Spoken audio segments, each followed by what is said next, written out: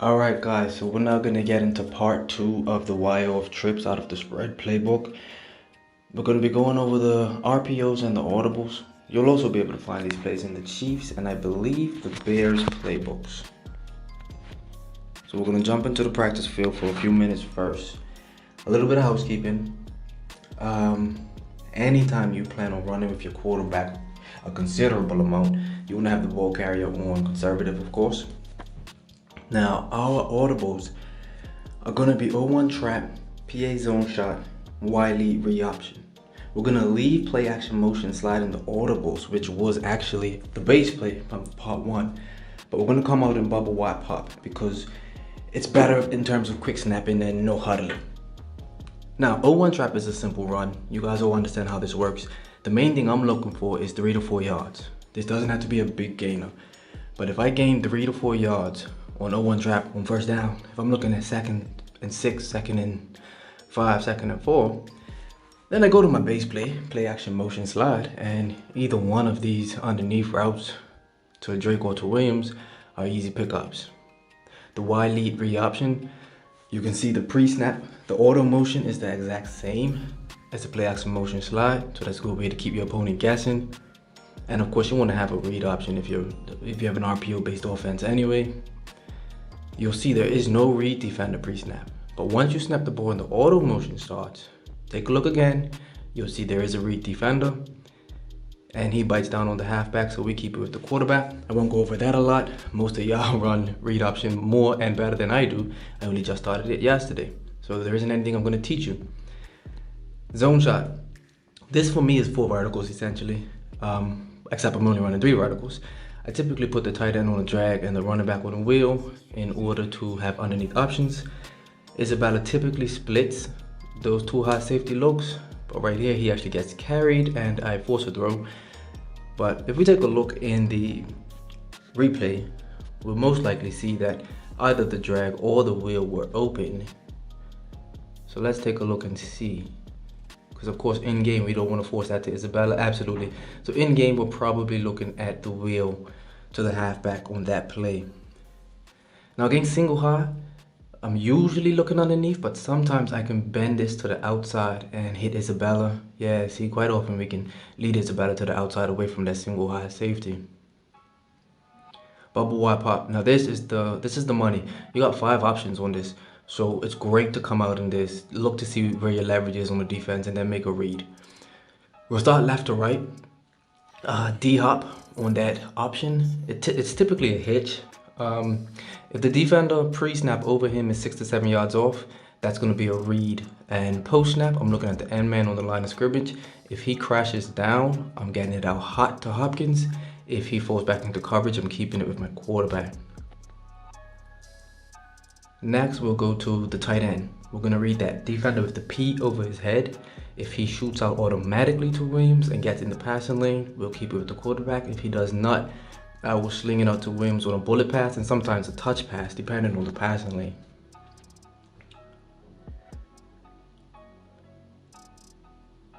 With Kenyon Drake, it's only a pre-snap read. If it looks like I can run it to that side, I'll run it. I'm not reading anything post-snap if my intention is to read Kenyon Drake on the run. See the P over Williams?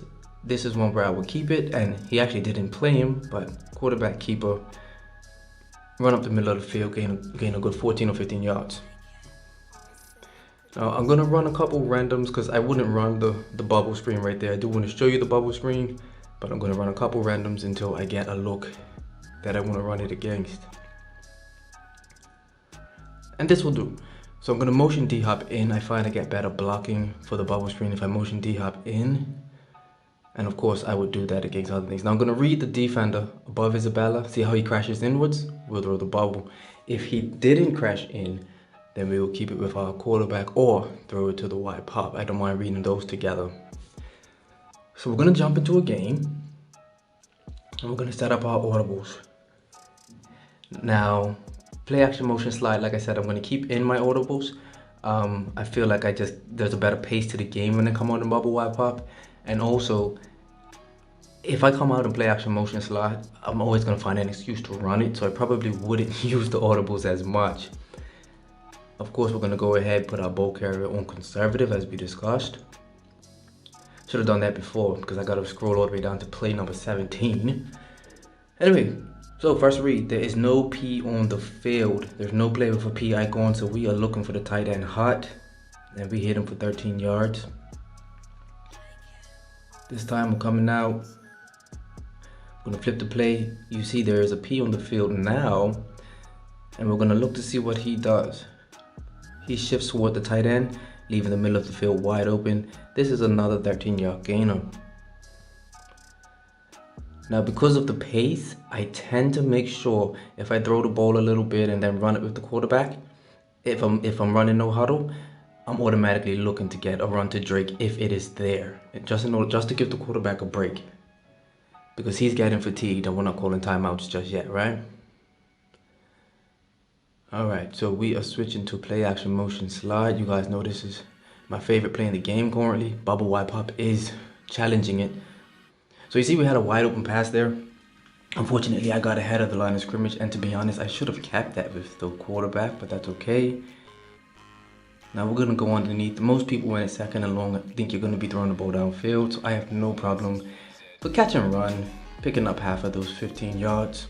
However, we did pick up a pre-snap penalty, pushed us back to 3rd and 12. But again, there's no P icon on the field, so we should be able to get an easy completion to our tight end for the first down conversion.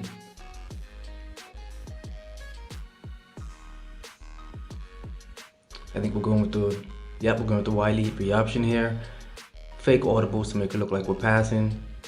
So, and you see the user actually was on the read defender and he chased down the halfback. So that makes it very easy to just go ahead and get a good game with your quarterback.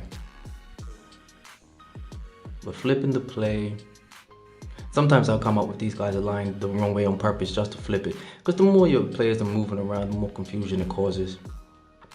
I like the way the bubble looks here, so we're going to go ahead and swing that out to Fitz. Not a whole lot of yards, but 5 yards closer to the end zone. Goal line will be subject of the next video, other than running things off the cup.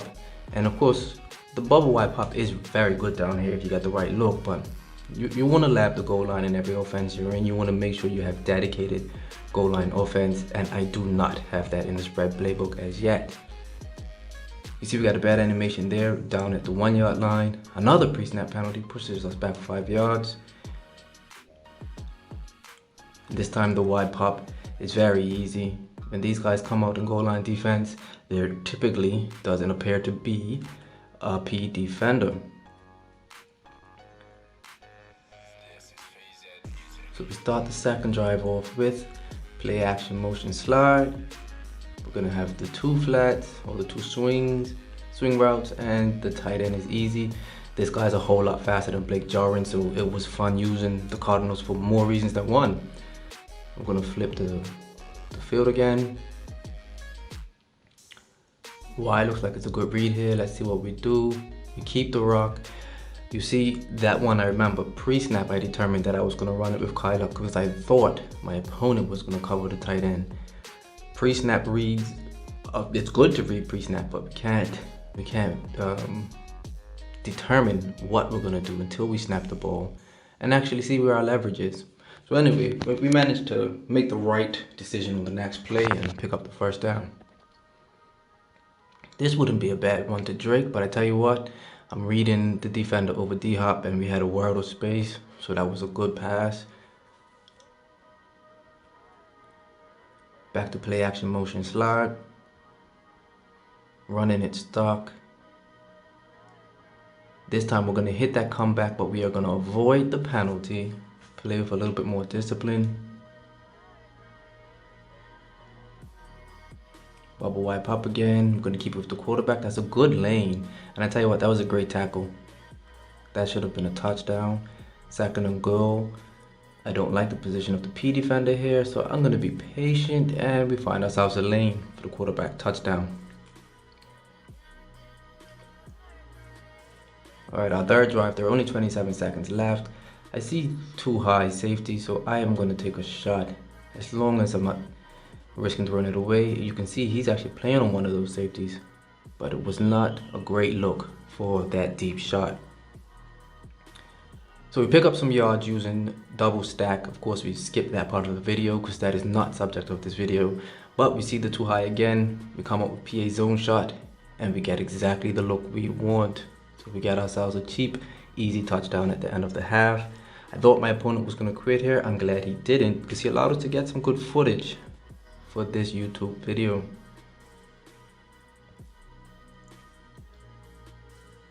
Find D-Hop again. Quite often you catch that ball over there on that hitch and you make one man miss. You're picking up big yards on what should be a simple 5-yard hitch.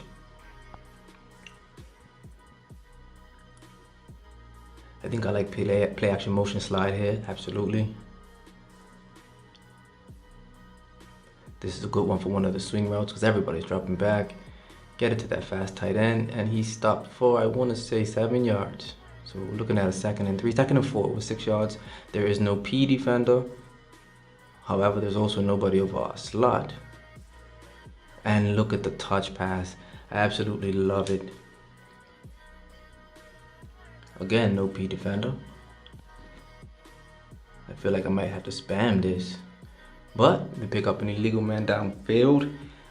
And I suppose that's gonna happen because I felt like I got that out fast enough, but not a big deal. However, what is the big deal is choosing the wrong running lane. That's okay. We go with PA zone shot. I absolutely missed my read right here. Watch D-Hop. So by the time I see it late, the last thing you want to do when you see a read late is still try to force it in. I did that. I threw an interception. And our opponent made us pay for it. He scored a touchdown. So now 28-14, just under 3 minutes to go. This drive is actually important. And guess what route we have not hit all game? That's right, the crosser to D-Hop. It's a good time for it, I would say. We take it down. We make sure it's a safe catch. At this point in the game, we can't afford any drops trying to rack it. Well, the bubble hop is open again. Shitty animation, but we'll take the 4 yards. This defense doesn't stand a chance against the Y Pop. I can't imagine why he will call that. Desperation is probably the answer to that question. We'll flip the play. We got 1 minute and 40 seconds. We are in no hurry. We could run the clock out, but we're lapping, so we want to get some plays going here.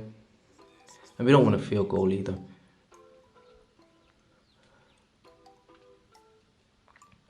So we're going to try another read option. We only ran this once or twice so far this game. We should have given that to the running back, but Murray is fast enough to get the edge, get the touchdown, get the game. So gents, that's the RPO element and the audible element of this offense. I hope you enjoyed it. Join me for the next one. We're going to go over the goal line and we'll probably slip in another formation or two.